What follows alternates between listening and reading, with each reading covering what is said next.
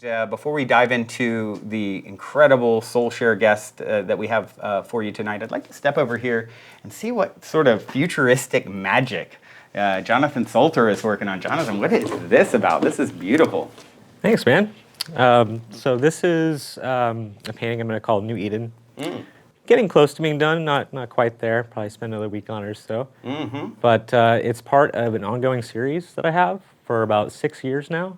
Probably 15 or so paintings in all. Oh, wow. So far, and it's called Ancient Future. And it's based off of a lot of things, but when I was a kid, I had a lot of books available to me. My dad and my mom they loved books, and my dad especially loved folklore and mythology.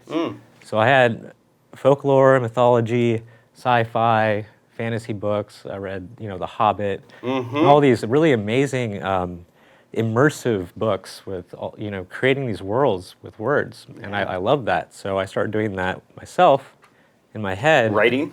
No, mostly drawing. Okay. And then when I started painting, I was trying to do that as well. And when I got into like my mid-teens, I started taking psychedelics like psilocybin and LSD. That explains it. Right, that's it. Right, that's it. It all makes sense now. But so I was creating these worlds before, but that kind of pushed me onwards into these other realms that I hadn't really pries open your third eye. Exactly, yeah. And all these new avenues and doorways that were opened, and so I created this piece that was based on all these different architectures from around the world. Aztec, Mayan, Egyptian, Sumerian, and I mixed that in with crystalline structures like fluorite that grows in cubes, and I was imagining these cities that were based off of these crystalline structures. And so many people told me after I created my first piece that was called Portal that it must be inspired by DMT, dimethyltryptamine. Right. And the most powerful psychedelic pretty much. That I've ever had by far, yeah. So many people told me this, and I was like, no, I've never tried it before. So when I finally did, intentionally, I blasted off into this other world. There was this place, these pyramids that were deconstructing into cubes and rising into the sky and reconstructing, and they were communicating via these light patterns that were all rainbow colored. And so I tried to take a Polaroid of that and bring it back with me. And I created a piece. How'd that turn out for you? Well, yeah, I mean, here it is. Yeah, it changed my life. It changed my life because so many people from around the world told me that they had been to this place, that they had been there without even knowing that's the name that I called it. Wow. And it's the first time I experienced communal consciousness. Wow. I didn't really fully believe in that before this happened. Right. And then there was undeniable proof to me that this was real.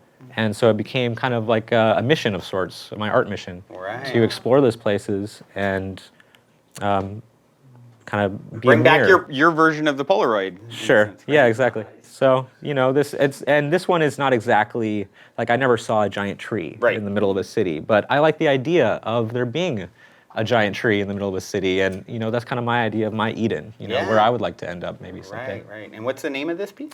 This one's called New Eden. New Eden. Wow. Yeah, it really is like a retro futuristic kind of vibe. It's absolutely beautiful. I love the colors that you've chosen and how vibrant and vivid it is. A lot of them are fluorescent colors, so they glow when you put a color changing light on them. Wow. So that's kind of one of the things I do live at festivals and such, where people are watching me paint. I'll have the light going. Right. Yeah. Well, wow, if the future looks anything like this, I'll build my home right over there somewhere, hang out under that tree regularly. Yeah, there you go.